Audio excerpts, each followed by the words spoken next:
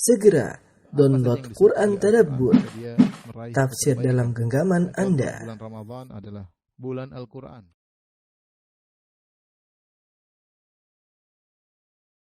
Bismillahirrahmanirrahim. Assalamualaikum warahmatullahi wabarakatuh. Alhamdulillahi ala ihsani wa syukru lahu wa taufiqihi wa amtinani wa asyhadu an la ilaha illallah wahdahu la syarika lahu ta'ziman li sya'ni wa asyhadu anna Muhammadan abduhu wa rasuluhu da'ila ridwani. Allahumma salli alaihi wa ala alihi wa ashabihi wa ikhwani. Para pemirsa, dokter-dokter yang dirahmati Allah Subhanahu wa taala, kita melanjutkan bahasan kita masih dalam bahas tentang syarat-syarat salat ya. Syarat-syarat salat pada pertemuan lalu kita telah bahas tentang syarat yaitu waktu salat. Masih ada tersisa syarat-syarat yang lainnya. Kita ingatkan kembali ya. Syarat-syarat salat ada dua secara umum ya.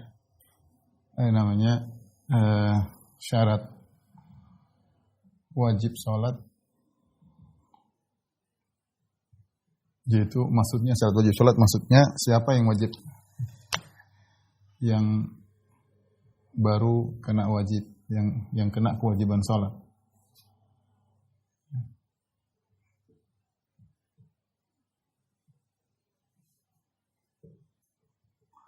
Ada 3 syaratnya. Pertama adalah muslim, kemudian balik, kemudian berakal ya, atau tamyiz. Berakal ya. Ini syarat wajib salat. Kemudian yang kedua ada pembahasan syarat sah salat, syurut sihhatis salat. Syarat-syarat sahnya salat. Syarat sah salat ini ada beberapa ya. Yaitu yang harus disiapkan, harus ada sebelum salat dikerjakan.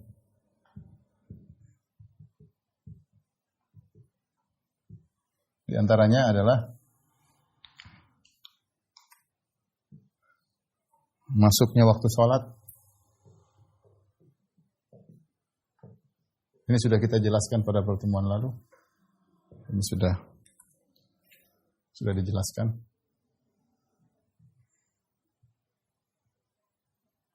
Kemudian di antaranya adalah pertama, namanya kedua, menutup aurat. Dan yang ketiga, bersih dari hadas dan najis. Kemudian yang keempat adalah menghadap kiblat. Menghadap kiblat. Yang kelima adalah niat. Baik, para dokter rahmatillah subhanahu wa ta'ala, pada kesempatan kali ini kita akan bahas pertama kali adalah masalah menutup aurat. Masalah menutup aurat ya. Di antara syarat salat adalah menutup aurat. Allah Subhanahu wa taala berfirman, "Khudzu zinatakum inda kulli masjid." Ya. Ya bani Adam, dalam surat Al-A'raf, ya bani Adam, khudzu zinatakum inda kulli masjid. Itu ketika hendak kalian untuk sujud, masjid-masjid untuk sujud, wahai anak Adam, khudzu zinatakum, ambillah perhiasan kalian. Maksudnya ditafsirkan adalah libas. Al-libas, yaitu pakai baju jangan terbuka aurat, ya, apalagi maksudnya berpakaian. Ayat ini turun ketika berkaitan dengan orang-orang musyrikin yang dahulu ketika mereka tawaf mereka telanjang ya. Ayat ini dijadikan oleh para ulama bahwasanya salat harus berpakaian, yaitu menutup aurat. Ini ijma' di kalangan para ulama. Aurat kita terbagi menjadi 2 ya. Kita bahas aurat terlebih dahulu ya. Aurat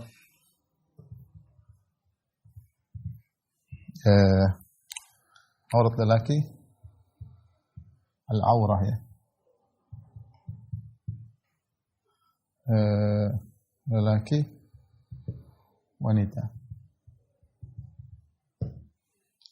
Aurat lelaki di luar salat, di dalam salat.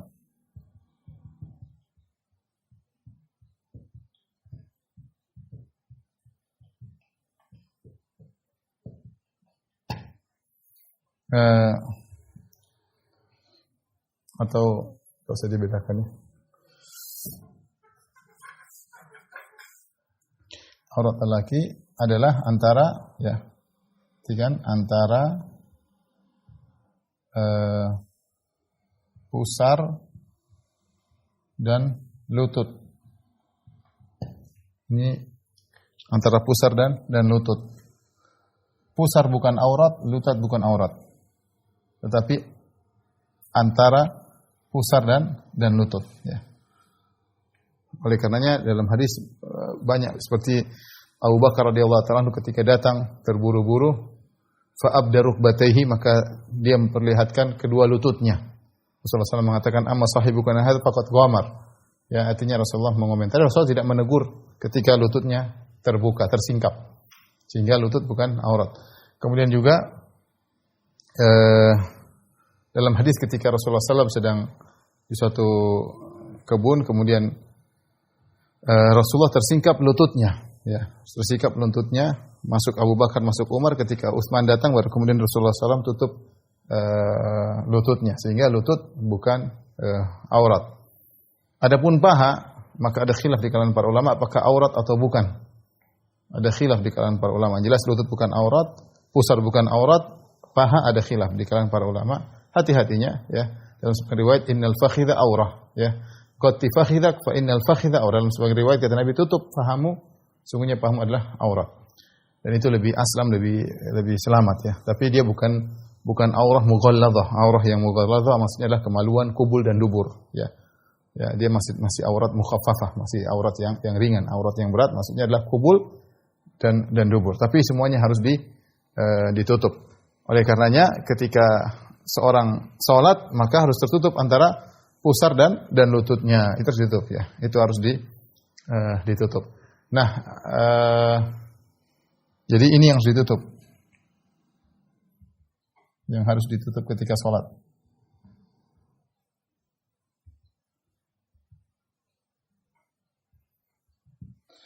Ulama Hanabilah menambah, dan ini termasuk mufradatnya Hanabilah. Mufradat itu pendapat yang dia bersendirian. Ulama Hanabilah diselisih oleh mazhab-mazhab yang lain. Ya, ada sekarang buat risalah saya punya, ya ada sekitar mungkin 10 jilid tentang al-mufradat, tentang mufradatnya ulama mazhab Hambali, yaitu di antara maksudnya mufradat itu pendapat yang tiga mazhab yang lainnya tidak menyamainya. Dia punya pendapat sendiri menyelisih tiga mazhab yang lainnya. Di antaranya ulama Hanabilah mengatakan harus tertutup kedua pundak atau salah satu pundak.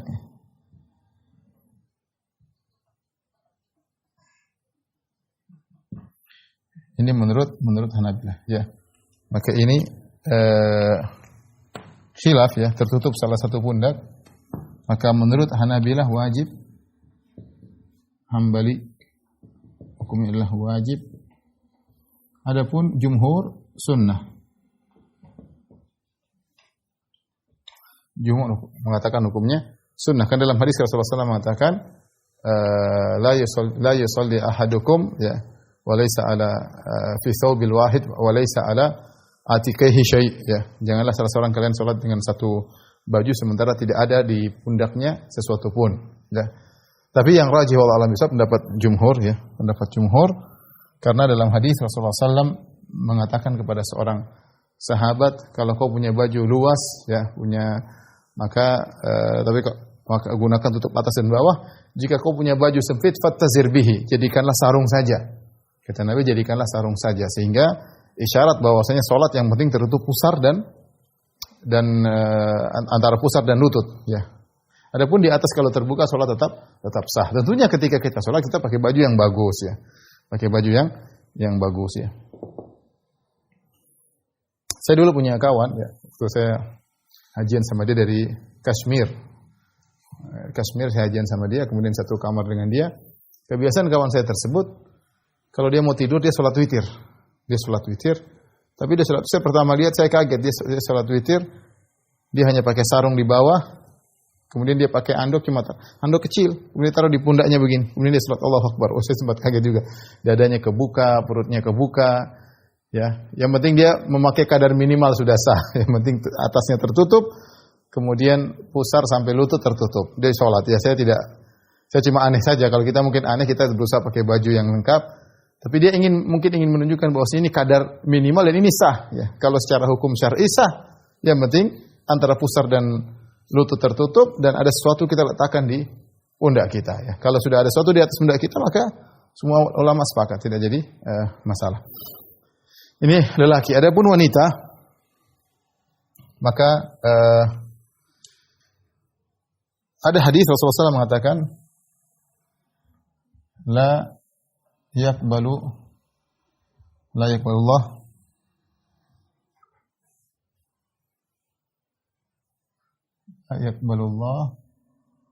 salat haidin illa bikhimar.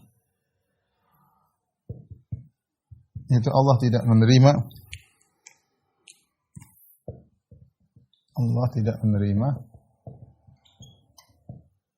salat wanita haid, ya. Bukan salat wanita yang sedang haid, tapi maksudnya salat wanita yang balik. Wanita yang balik, ya, kecuali dengan khimar. Khimar ya itu kerudungnya, dengan khimar. Ini hadis yang sahih yang datang tentang masalah aurat wanita dalam salat ya. Maka untuk wanita ya, perhatikan sini, aurat wanita ada dua kondisi dalam salat, di luar salat ya. Di hadapan ajnabi, aurat wanita macam-macam ya. Aurat wanita pertama di luar salat, dalam salat. Nah, di luar salat ini dilihat ya. Ada dua kondisi juga. Pertama, di hadapan ajnabi yang bukan mahram, lelaki ajnabi, yaitu bukan mahram. Yang kedua, di hadapan para wanita atau mahramnya.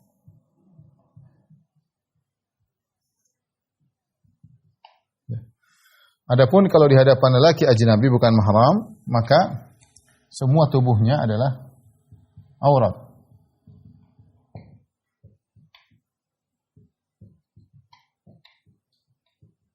Adalah aurat, ya, kecuali ada khilaf tentang masalah wajah ya. Ada khilaf tentang masalah wajah dan kedua tangan ya. Khilaf masalah tentang wajah wanita, ya, aurat atau bukan? Aurat atau bukan? Ini tentu ada perbedaan yang kuat di kalangan para ulama. Ada yang mengatakan wajah wanita aurat harus ditutup, ada yang mengatakan wajah wanita bukan aurat, boleh dibuka, lelaki yang menundukkan pandangan. Ya, ini tapi di luar salat. Adapun kalau di hadapan wanita yang lainnya, maka aurat atau mahramnya, auratnya seperti aurat lelaki. Auratnya seperti aurat lelaki, yaitu antara pusar hingga lutut. Maksudnya apa? Maksudnya bukanlah wanita kalau di rumah di depan mahramnya atau di depan para wanita yang lain, kemudian dia hanya berjalan hanya menutup pusar sampai lutut, enggak. Tentu dia pakai pakaian kesopanan, adab. Tetapi seandainya dia butuh untuk mengeluarkan dadanya atau payudaranya untuk nyusui anaknya misalnya, atau untuk diperiksa misalnya oleh wanita lain atau mahramnya, tidak jadi masalah karena itu bukan aurat bagi mahramnya dan juga bukan aurat bagi wanita yang lain ya. Dan wanita di sini pendapat yang lebih rajih umum, mencakup wanita muslimah dan wanita kafirah. Karena dulu wanita Yahudiyah masuk ke rumah istri Nabi Aisyah radhiyallahu taala anha, tidak disebutkan Aisyah kemudian berhijab. Jadi hukumnya sama. Hukumnya sama. Jadi aurat wanita sama antara lelaki dengan lelaki, sama dengan wanita dengan wanita, yaitu antara pusar sampai lutut. Namun bukan sekali lagi bukan maksudnya wanita di rumahnya cuma pakaian segitu, enggak. Artinya kalau dia membutuhkan untuk membuka bagian tubuh misalnya payudaranya atau bagian perutnya karena ada keperluan, maka itu tidak jadi masalah ya, karena itu bukan aurat. Nah, yang jadi masalah sekarang aurat wanita dalam salat.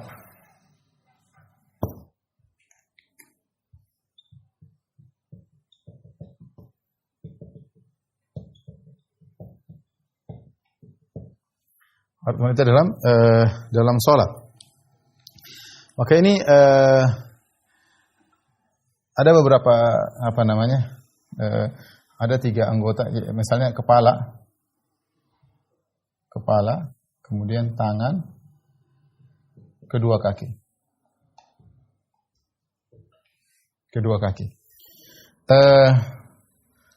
Kepala maka ditutup. Ya. Tangan dibuka, ya. Ini juga ada khilaf, tapi mayoritas boleh dibuka, ya. Boleh dibuka. Kedua tangan, maksudnya sampai sini ya. Kedua tangan maksudnya sampai pergelangan tangan. Maksudnya tangan hingga pergelangan tangan.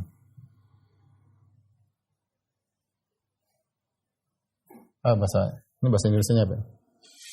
Ya, tangan. Maksudnya hingga pergelangan tangan. Dari jari hingga pergelangan tangan.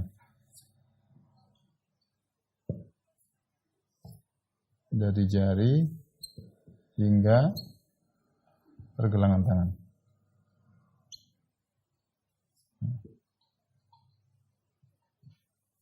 Maka ini dibuka. Ini dibuka. Boleh dibuka. Ya. Saya lupa lagi wajah ya. Wajah. Maka ini dibuka.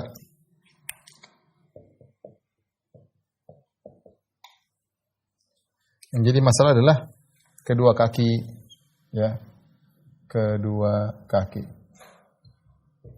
Kedua kaki ini ada khilaf di kalangan para ulama ya. Kedua kaki, jumhur ulama mengatakan bahwasanya kedua kaki harus ditutup. Tapi Hanafiyah mengatakan tidak. Dan ini dipilih oleh mazhab Hanafiyah, dipilih oleh Al-Muzani dari mazhab Syafi'i, dan juga dirajikan oleh Ibnu Taimiyah rahimahullah taala, dan dipilih oleh Syekh Utsaimin rahimahullah taala, bahwasanya kedua kaki tidak harus ditutup. Adapun yang mengatakan kedua kaki harus ditutup, mereka berdalil hadis Ummu Salamah ya. Hadis Ummu Salamah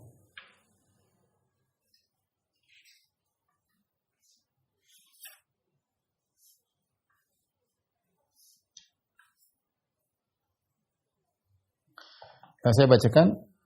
Ummu Salamah bertanya kepada Nabi, annaha sa'alatin Nabi sallallahu alaihi wasallam, atusalli al-mar'atu fi dir'in wa khimarin laisa 'alaiha izar? Apakah wanita salat memakai dira'? Ya, dira' itu baju wanita yang menjulur ke tengah hingga kaki, dan khimar tanpa pakai izar, tanpa pakai sarung. Bolehkah baju langsung lepas tanpa tidak usah pakai sarung? Rasulullah menjawab, boleh, tidak harus pakai sarung. Apabila ya, idza kana dir'u sabighan yughatti dhuhura qadamaiha. Kata Nabi sallallahu alaihi wasallam, tidak mengapa tidak usah pakai sarung, artinya enggak usah pakai lapisan dalam.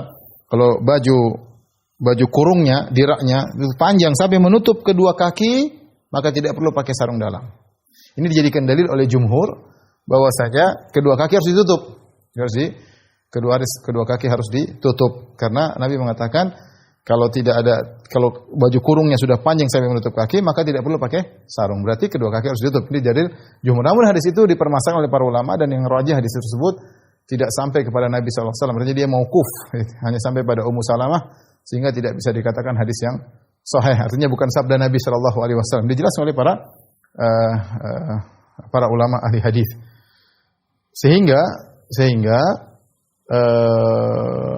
dalam hal ini wallahu alam bisawab, tentunya kita sepakat kalau kaki ditutup, maka lebih afdal. Kalau kaki ditutup maka lebih afdal. Ini khilaf ya. Kedua kaki khilaf. Jumhur mengatakan harus ditutup, Hanafiyah mengatakan tidak. Ya. Tapi kalau ditutup tentu lebih afdal. Adapun saya lebih condong pada pendapat Hanafiyah, dan itu pendapat Al-Muzani dan juga dipilih oleh Ibnu Taimiyah dan juga Ibnu Syekh Utsaimin rahimahullahu taala. Kenapa? Karena tidak ada dalil yang tegas tentang apa yang harus ditutup oleh wanita dalam salat. Karena Rasulullah hadis cuma ini, la yaqbalullah salata haidhin illa bi khimar. Allah tidak menerima salat wanita yang sudah balik kecuali pakai tutupan kepala. Ya, seandainya, dan kita tahu bahwasanya wanita di rumah yang sering terlihat dari mereka ketika di depan mahramnya adalah tangan, kedua kaki, biasa kalau mereka di rumah, ya. Nah, kalau ternyata sholat di rumah tidak di hadapan ajnabi, ini beda kalau sholat di hadapan para lelaki ajnabi, lelaki yang bukan mahram. Kalau dia sholat di depan lelaki bukan mahram, dia ditutup semuanya, bahkan wajah pun ditutup kalau dia menganggap wajah ada aurat. Ya, dia pakai cadar kalau memang di hadapan orang umum. Tapi sekarang dia lihat di rumah atau dia bersendirian antara dia dengan Allah Subhanahu wa taala. Apakah dia harus menutup kakinya? Ya. Sebagaimana dia kalau keluar ketemu dengan orang ajnabi tutup tangannya atau tutup wajahnya kalau dia di luar. Jadi pendapat yang lebih benar tidak harus. Karena apa?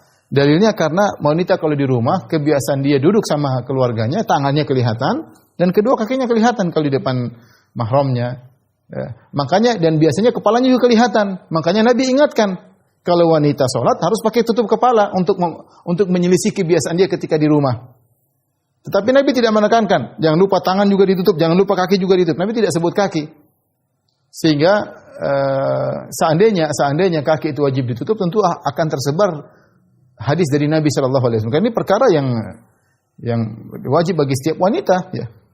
Sementara wanita kalau di rumah mereka biasa terbuka kaki mereka. Ya, jadi wallahu alam bisawab, seandainya seorang wanita salat kakinya terbuka tidak jadi masalah. Ini pendapat Hanafiyah, dipilih oleh Muzani, dipilih oleh Ibnu Taimiyah dan juga Ibnu Utsaimin rahimahumullah jami'an. Tetapi saya katakan menutup kaki lebih afdal ya. Seorang salat hati-hati, jangan menggampangkan. Apalagi jumhur ulama mengatakan kalau kaki sengaja dibuka, banyak mengatakan tidak sah salatnya, dan kita tidak ingin masuk dalam khilaf. Cuma maksud saya kalau ada kita lihat orang terbuka kakinya, kita tidak bilang sholatnya batal. Karena pendapat yang lebih rajih tidak batal. Makanya banyak saya ditanya oleh jemaah haji ketika mereka pergi ke Masjid Nabawi, mereka dapati banyak orang sholat kakinya terbuka. Mereka bilang gimana nih? Ya, itu mazhab Hanafi. Karena India, Pakistan, Bangladesh semuanya Hanafi. India, Pakistan, Bangladesh mereka Hanafi dan mereka kaki terbuka tidak ada masalah. Beda kalau kita mazhab Syafi'i harus tertutup. Kalau kebuka sholat tidak sah. Ya, mazhab Syafi'i kalau tertutup, kalau terbuka kaki tidak sah. Sekali lagi, kalau kita ditanya dari sisi dalil, maka saya lebih cenderung pada pendapat Hanafiyah bahwasanya kedua kaki tidak harus ditutup dalam sholat. Kan nggak ada dalilnya. Rasulullah datang hanya mengkhususkan tentang menutup atasan, ya, dan wanita kalau di rumah biasanya tangan terbuka, biasanya kaki terbuka. Seandainya tangan dan kaki harus ditutup atau kaki harus ditutup, tentu telah datang hadis Nabi secara khusus tentang masalah ini karena masalah penting, masalah keseharian wanita sholat dan berkaitan dengan banyak wanita. Namun tidak ada hadis yang berkaitan dengan ini, maka tidak mungkin kita menganalogikan dengan kondisi wanita di luar rumah. Ya, tentu berbeda kalau di hadapan orang ajnabi. Ya. Intinya berusaha sholat tertutup semuanya, ya, kalau bisa kaki tertutup, agar tidak masuk dalam masalah khilaf. Tapi kalau ini terbuka, maka tidak batal sholat. Adapun wanita kalau dia sholat di hadapan lelaki ajnabi, dia harus tutup kaki. Karena kaki dia aurat bagi lelaki asing tersebut. Ajnabi maksudnya lelaki asing, bukan mahram. Dia harus tutup. Bahkan kalau dia menganggap wajah adalah aurat, dia tutup wajah. Tapi kalau dia sendiri, dia buka wajahnya, kakinya terbuka juga boleh meskipun lebih baik ditutup. Seorang berusaha ihtiyat hati-hati, lebih baik ditutup kakinya daripada masuk dalam kancah khilaf. Wallahu alam bisawab. Ini mengenai aurat. Mengenai wajah yang dibuka, ya sama kita buka wajah ya. Wajah. Kalau ada wanita kemudian misalnya artinya di wajah dibuka, Ustaz bagaimana kalau kelihatan dagunya sedikit? Sesuatu yang dimaafkan ya, Artinya tidak ada dalil nas yang tegas tentang masalah ini bahwasanya kalau kelihatan leher banyak begini akan batal, dan para sahabat dulu tidak sampai sedetail seperti itu. Lagi pula kalau aurat terlihat sedikit kata para ulama, sedikit ya, dan itu bukan aurat mughalladzah, maka tidak membatalkan salat, Kita katakan untuk hati-hati para ibu-ibu kalau salat jangan kelihatan dagunya, berusaha nutup sampai sini, berusaha. Tapi kalau sini kelihatan kita tidak bisa mengatakan salatnya batal. Karena bilang batal butuh dalil. Ya. Sementara Rasulullah SAW mengatakan tidak diterima salat kalau tidak pakai tutupan ya. Ya tutup di atas biasa ya. Ya, kemudian adapun kalau kelihatan sedikit ya. Ya berusaha tidak berusaha dagu tidak kelihatan karena wajah cuma sampai di sini. Yaitu jangan sampai rambut kelihatan. Dagu kalau bisa juga tertutup. Tapi kalau misalnya kelihatan sedikit begini, tidak bisa kita katakan salat itu batal. Mudah-mudahan itu dimaafkan oleh Allah Subhanahu wa taala ya. Wallahu a'lam bishawab. Tolong dihapus. Baik, ikhwan dan akhwat yang dirahmati Allah Subhanahu wa taala, kita akan bahas masalah syarat yang berikutnya adalah menghadap kiblat ya, menghadap kiblat.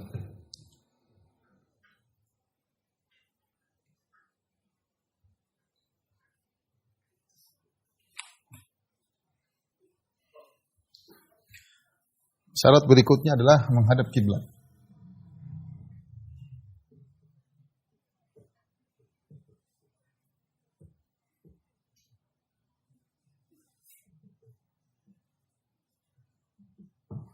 Menghadap kiblat ya. Menghadap kiblat ada dua kondisi ya.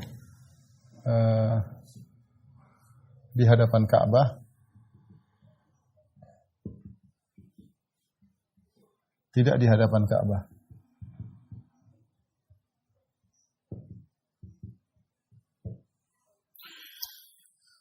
Di hadapan Ka'bah maka sepakat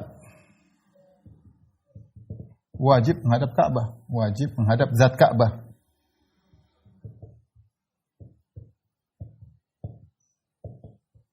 Menghadap zat Ka'bah. Adapun jika tidak di hadapan Ka'bah, maka dua kondisi juga. Tidak tahu posisi tepat Ka'bah.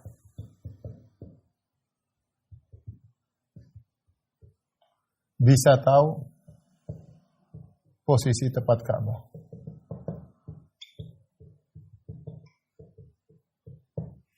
Jika tidak tahu posisi tepat Ka'bah, maka tidak harus menghadap Ka'bah. Ini sepakat cukup menghadap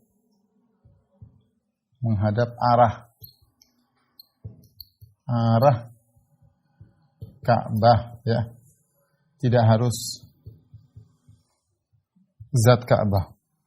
Seperti di Indonesia, yang penting menghadap barat. Ya sudah, Ka'bah daerah barat. Tidak harus persis tahu, karena kita nggak tahu ya. Kita nggak tahu secara persis di mana. Kira-kira aja. Ini kalau nggak tahu. Tapi bagaimana kalau kita tahu posisi tepat? Kita bisa tahu posisi tepat Ka'bah. Makanya ada khilaf di kalangan para ulama. Khilaf. Dua pendapat. Yang pertama mengatakan kalau tahu, bisa tahu, maka harus berusaha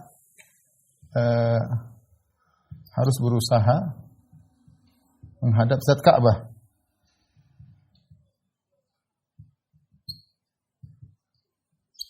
Pendapat yang kedua, tetap tidak harus. Tetap yang harus hanya arah kiblat, hanya arah Ka'bah. Ya. Tidak harus zat Ka'bah. Ini dua pendapat, masing-masing ada ulamanya ya. Salah satu qaul dari mazhab Syafi'i mengatakan demikian, ada pendapat yang mengatakan begini. Imam Ahmad mengatakan tidak harus menghadap zat Ka'bah selama Ka'bah tidak di depan kita ya. Ka'bah tidak di depan kita. Wallahu a'lam bishawab, saya lebih condong pada pendapat ini. Saya sebutkan khilafnya di situ. bahwasanya kalau kita tidak di hadapan Ka'bah tidak harus meskipun kita tahu posisinya. Oleh karena Imam Ahmad mengingkari orang yang berusaha mengenali posisi zat Ka'bah dengan bintang tertentu ya. Dia bilang tidak usah pakai kayak gitu. Sudah tahu pokoknya Ka'bah ke arah sana sudah menghadap sana, enggak usah repot-repot. Apalagi di zaman para sahabat, di antara mereka di zaman tabi'in ada yang ahli perbintangan. Artinya dia bisa tahu Ka'bah itu lihat bintang ini arah sini, berarti harus begini persis. Berarti Imam Ahmad mengingkari orang yang berusaha seperti itu. Tidak perlu. Tidak perlu. Karena di zaman Nabi SAW ada Arab Badui, ada ini macam-macam orang dan Nabi tidak pernah mengharuskan mereka untuk mengetahui seperti itu. Ini perkara yang berat. Perkara yang berat. Maka tidak perlu berusaha pakai kompas, tidak perlu pakai ini. Ya. Nanti pakai kompas ternyata kompas iPhone khilaf dengan kompas Android. Ini mana yang lebih kuat? Mana yang lebih istiqomah? Jadi maksud saya yang benar agama dibangun atas keringanan dan tidak harus menghadap zat Ka'bah. Baik. Apa dalilnya? Ini pendapat yang lebih kuat ya. Kita akan sebut dalilnya ya. Dalil jika tidak melihat Ka'bah, jika tidak di hadapan Ka'bah, maka tidak harus menghadap zat Ka'bah.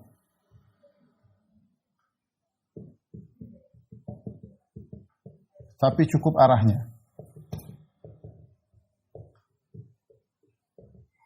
Kita bagi dua, pertama dalil naqli, dalil aqli ya. Pertama adalah ad-dalil an-naqli, kemudian juga ada dalil aqli. Secara akal, ini secara nas. Adapun secara nas, ya, banyak di antaranya Allah berfirman, qad nara taqalluba wajhika fis sama' falanuwalliyannaka qiblatan tardaha fawalli wajhaka syatral masjidil haram. Kata Allah, fawalli wajhaka syatral masjidil haram.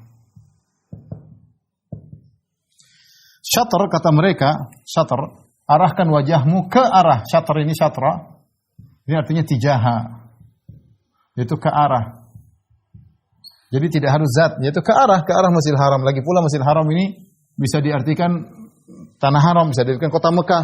Banyak kemungkinan. Jadi tidak harus langsung kepada Ka'bahnya ya. Ini pendapat dalil yang pertama. Dalil yang kedua,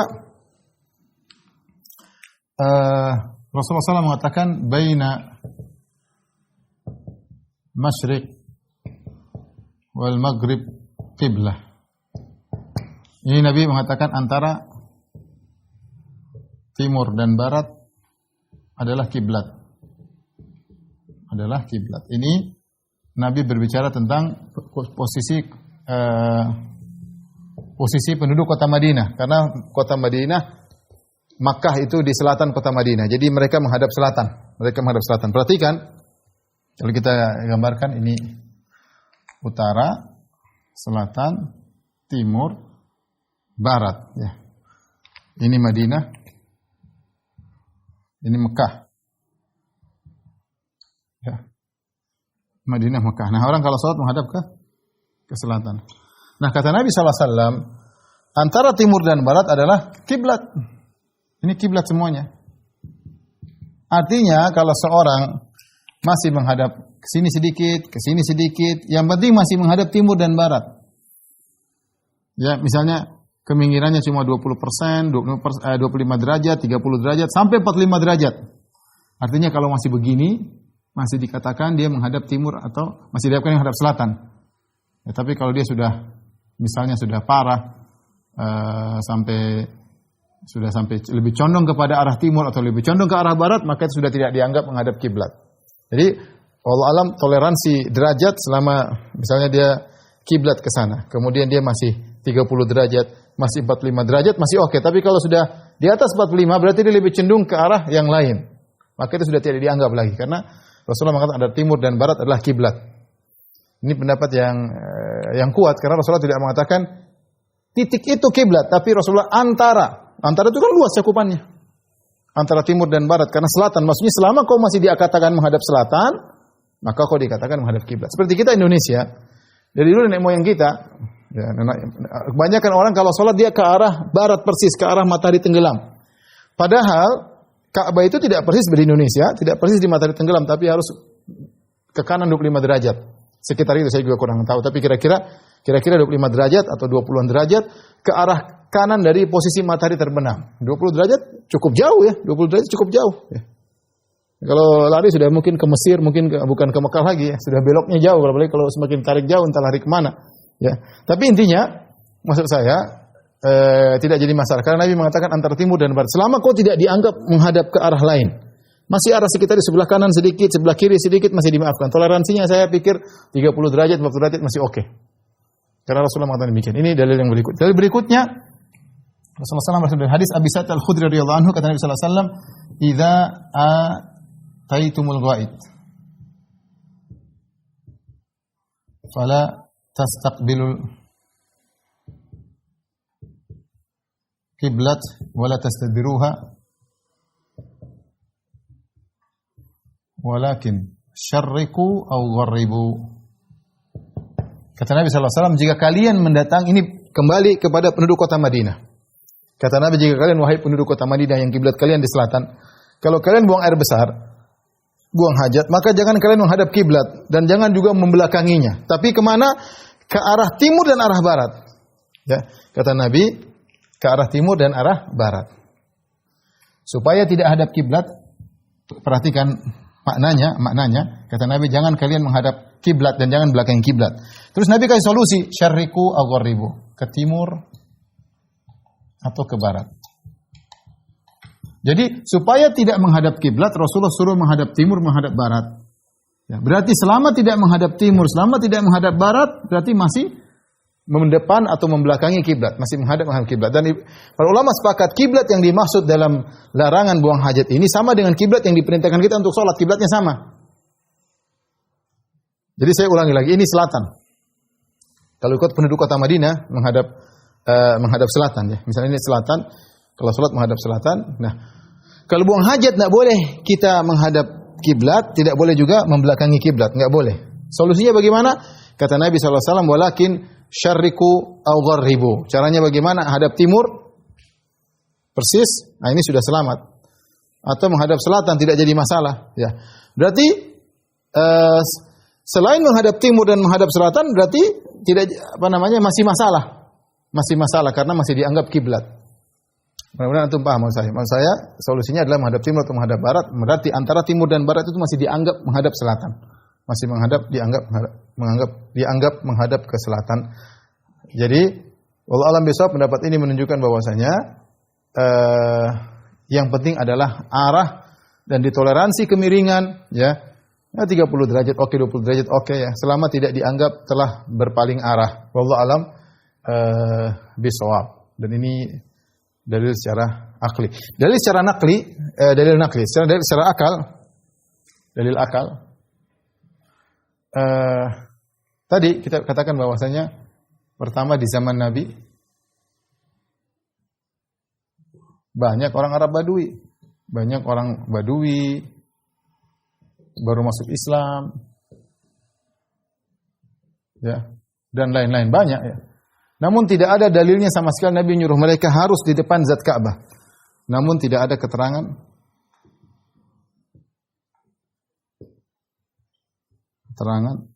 harus pas zat Ka'bah. Enggak ada keterangan seperti itu. Yang kedua, dalil akli bahwasanya ukuran Ka'bah ya. Ukuran Ka'bah tidak ya taruhlah 30 meter, mungkin enggak sampai kali ya. Taruhlah 20 meter misalnya. Ya, 20 meter. Hanya 20 meter. Ini Ka'bah begini, misalnya ini Ka'bah. Ini panjangnya taruhlah ya, saya enggak tahu persis ya. Taruhlah ini cuma 20 meter ya. Baik. Kalau seorang safnya panjang, misalnya ada imam. Ini imam. Makmumnya di belakang. Ini masa pandemi jadi agak longgar ya. Enggak rapat. Apalagi di Masjid Nabawi ya. Misalnya ternyata Ini dari imam ke ujung sana bisa jadi 1 kilometer. Dan ini mungkin terjadi. Ini ke sini bisa 1 kilometer. Masjid Nabawi cukup panjang. Kalau sholat id, sebelah kanannya panjang, sebelah kirinya panjang, orang sampai sambung-sambung safnya. Bisa dipastikan, ujung sini sama ujung sini tidak akan menghadap Ka'bah. Mereka akan, kalau mereka menghadap tentu akan miss, ya. Tidak akan menghadap Ka'bah. Tidak akan menghadap Ka'bah. Bisa dipastikan, ya. Padahal Ka'bah cuma 20 meter, ya. Paling cuma imam saja belum tentu. Kalau kita tarik garis itu belum tentu persis sampai ke Ka'bah, ya. Menurut saya ini sebuah dalil bahwa saya menguatkan seorang tidak perlu repot-repot, ya, ribut-ribut masalah ini. Sampai harus verifikasi, ribut masjid sampai ribut kanan ke kiri, ya. Kalau antum baru bangun masjid, oke lah, carilah yang derajat yang tepat supaya tidak ribut. Atau masjidnya memang terlalu parah. Seperti kita di Indonesia menghadap barat, tahu-tahu masjidnya menghadap utara selatan, ya, ini harus dirubah karena ngawur, Ka'bah bukan di sana. Kalau selama dia masih menghadap barat, ada belok kanan dikit, belok kiri sedikit, cuma selisih 30 derajat, 8 derajat, 10 derajat, apalagi enggak ada masalah. Enggak usah diperdebatkan. Kalau pakai harus persis, kalau enggak nanti kurang milih dikit. Repot, tidak seperti itu. Kalau ada seperti itu diwajibkan, tentu diriwayatkan dari para salaf. Dan mereka sholat langsung aja taruh begitu. Coba mana iPhone-mu, taruh buka. Terus Android, beda dikit. Mana yang lebih sikoh, bingung. Ini mana nih? Nah, coba ganti program. Programnya sama, hasilnya beda. Oleh karenanya yang penting kita, kalau kita Indonesia yang penting menghadap barat selesai. Ya, tidak usah direpot-repotkan, ya. Lagi pula sebenarnya saya katakan Imam Ahmad melarang orang yang berusaha mengenali zat Ka'bah dengan melihat bintang. Imam Ahmad mengatakan tidak perlu. Dan dahulu para tabi'in mereka juga ada ahli perbintangan, mereka juga tidak harus seperti itu. Yang penting arah sudah tepat, sudah selesai. Jangan merepotkan permasalahan. Baik. Ini masalah menghadap kiblat. Berikutnya di antara syarat salat adalah niat. Syarat salat adalah niat, ya. Para ulama berselisih, ada dua pendapat tentang masalah niat. Apakah dia termasuk syarat ataukah dia termasuk rukun? Ya. Sebagian ulama, ya, dari sebagian ulama Malikiyah, ya, menganggap bahwasanya dan juga sebagian ulama Syafi'iyah menganggap bahwasanya niat bukan hanya syarat tapi dia merupakan rukun karena dia bagian daripada salat, ya. Ada yang mengatakan niat adalah syarat karena dia sebelum salat, diniatkan sebelum salat. Ala kulli hal tidak ada masalah mau dibilang syarat atau dibilang rukun, sama-sama harus ada niat tersebut. Allah berfirman, "Wa umiru illa liya'budullaha mukhlishina lahuddin." Ya. Dan mereka tidak diperintahkan kecuali untuk ikhlas karena Nabi sallallahu alaihi wasallam berkata, "Innamal a'malu binniyat." Sesungguhnya amalan tergantung niatnya. Ya. Di sana ada beberapa kesepakatan di kalangan para ulama. Ya. Jadi niat, jadi ada khilaf, ada yang mengatakan syarat, ada yang mengatakan rukun, ya. Perhatikan ini ada khilaf, ya. Ada yang mengatakan syarat, ada yang mengatakan rukun. Taruhlah kita menganggap adalah syarat. Syarat. Yang disyaratkan ini adalah yang tidak sah tanpa niat tersebut, yang tidak sah salat tanpa niat tersebut adalah niat yang di hati. Niat yang di hati. Ya, bukan yang di lisan. Bukan yang di lisan, ya. Ini semuanya sepakat bahwasanya yang dimaksud dengan syarat itu bukan yang diucapkan usolli, bukan, tapi dalam hati kita mau salat apa itu yang merupakan syarat niat. Ini sepakat ulama, ya, sepakat. Ada yang menyelisih, ada sebagian yang mengatakan wajib dilafalkan, maka diingkari. Ulama Syafi'i sendiri mengingkari, yang mengatakan harus melafalkan laisa bisyai, seperti Syirazi mengingkari. Tetapi ini yang disepakati oleh para ulama bahwasanya yang tidak sah salat tanpa niat tersebut adalah niat yang ada di hati bukan di lisan. Karenanya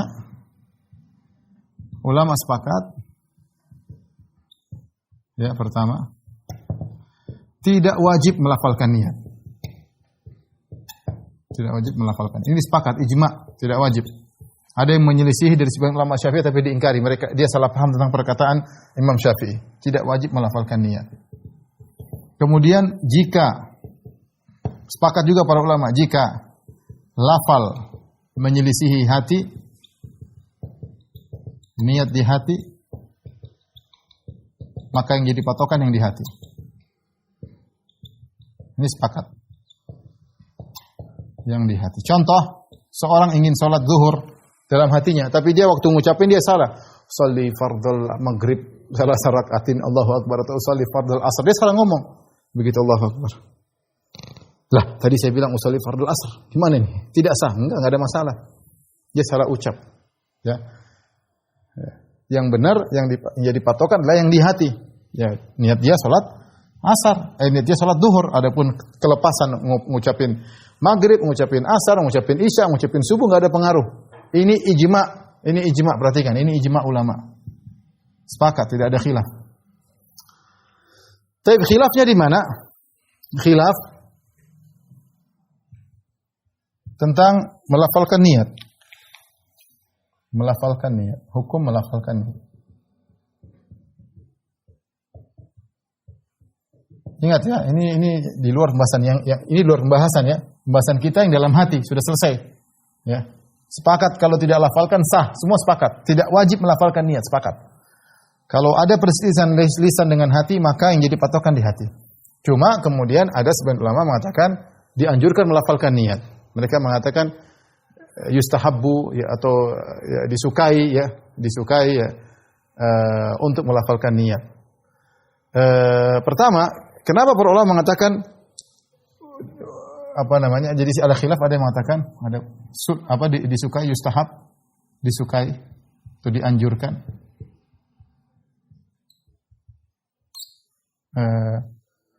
Ada yang mengatakan makruh ya. Ada yang mengatakan tidak disyariatkan. Bahkan bid'ah. Di antaranya sebagian ulama Hanabilah ya, sebagian ulama Hanabilah.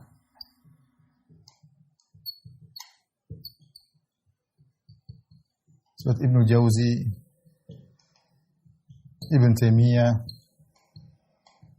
Ibn Taimiyah juga menukil dari para ulama Hanabilah. Dan dinukil juga dalam sebagian buku Suyuti, ya, seperti Suyuti dari mazhab Syafi'i dan juga Suyuti.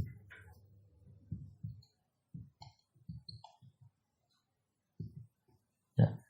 Adapun disukai atau dianjurkan nih, tentu ini pendapat yang muktamad menurut Syafi'iyah.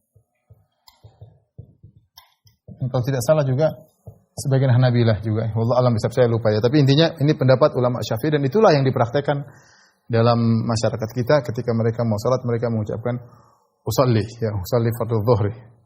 Kenapa mereka menganjurkan melafalkan niat? Tujuannya agar mengkokohkan niat yang di hati ini. Jadi apa tujuan mereka? Tujuannya untuk mengkokohkan. Tujuannya baik. Adalah untuk memantapkan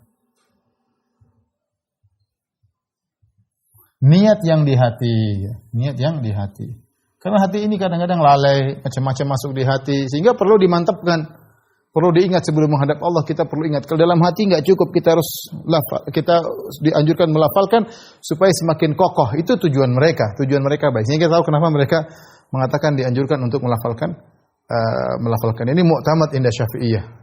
Tidak ada perbedaan antara orang yang was-was atau tidak was-was, nggak ada perbedaan. Mereka semua dianjurkan melafalkan niat. Wallahu alam bisawab, saya lebih cenderung bahwasanya pendapat ini tidak dianjurkan, bahkan saya lebih cenderung bahwasanya ini adalah perkara yang bid'ah. Ini masalah khilaf, ya, perkara yang bid'ah tidak dianjurkan. Kenapa? Karena sering saya sampaikan hal ini, karena Nabi SAW sholat dengan berbagai macam sholat, Rasulullah SAW tidak pernah melafalkan niat. Tidak pernah sama sekali. Dan kita mengatakan wa khairul huda Muhammad, sebaik-baik petunjuk Nabi SAW. Sebaik-baik sholatnya Nabi tidak pernah melafalkan niat. Nabi memang niatnya sudah mantap ya Ustaz. Kalau kita bilang di zaman Nabi juga ada orang Arab Badui, ada orang baru masuk Islam. Mereka juga sama dengan kita. Artinya ada hal yang mengganggu hati sama. Ya. Dan Nabi tidak pernah menyuruh mereka untuk melafalkan niat. Ya. Makanya tidak diriwayatkan dari Nabi melafalkan niat. Dalam semua ibadah. Tidak ada Nabi melafalkan niat. Kecuali sebagian yang dikatakan seperti haji. Ada yang mengatakan Nabi mengucapkan. Ada yang mengatakan itulah syiar bukan niat. Tapi sholat, puasa, kemudian wudu. Dengan berbagai macam Rasulullah tidak pernah melafalkan niat. Ya, tidak pernah melafalkan niat. Ya. Oleh karena tidak diriwayatkan dari Nabi pernah melafalkan niat dalam sholat Jangankan hadis dhaif, hadis palsu pun tidak ada. Hadis dhaif tidak ada, hadis palsu tidak, apalagi hadis sahih, tidak pernah. Kemudian juga para sahabat, ribuan sahabat banyak sekali. Tidak diriwayatkan seorang pun dari mereka ketika salat mengucap usolli fardhu dzuhri arba'a raka'atin mustaqbilal qiblatin adaan ma'muman lillahi ta'ala misalnya. Tidak pernah. Dan kita punya kaidah sebaik-baik amalan ibadah para salaf. Sebagaimana sebaik-baik salatnya Nabi sallallahu alaihi wasallam. Dan ada dampaknya sebagian orang ketika mereka terikat dengan niat seperti itu, tujuannya baik, tapi akhir dampaknya sebagian mereka mengalami was-was. Sampai ulang-ulang, usolli fardhu. Jadi terjadi bukan main-main ya. Usolli seperti itu. Dan Ibnu Jauzi dan bahas dalam Talbis Iblis, kita baca bagus bahasan beliau ya. Sampai ada yang mengeraskan usolli. Padahal sebenarnya kalau seorang ingin menjalankan mazhab Syafi'i dalam melafalkan niat, tidak perlu keras-keras, yang penting dia kokohkan usolli. Dia baca sendiri aja. Dengan sir untuk dirinya, usolli fardhu dzuhri. Yang penting dia kokoh, bukan dia usolli fardhu dzuhri. Orang sebelah terganggu, ada orang sudah takbir, dengar sebelahnya usolli fardhu dzuhri arba'a raka'atin ya.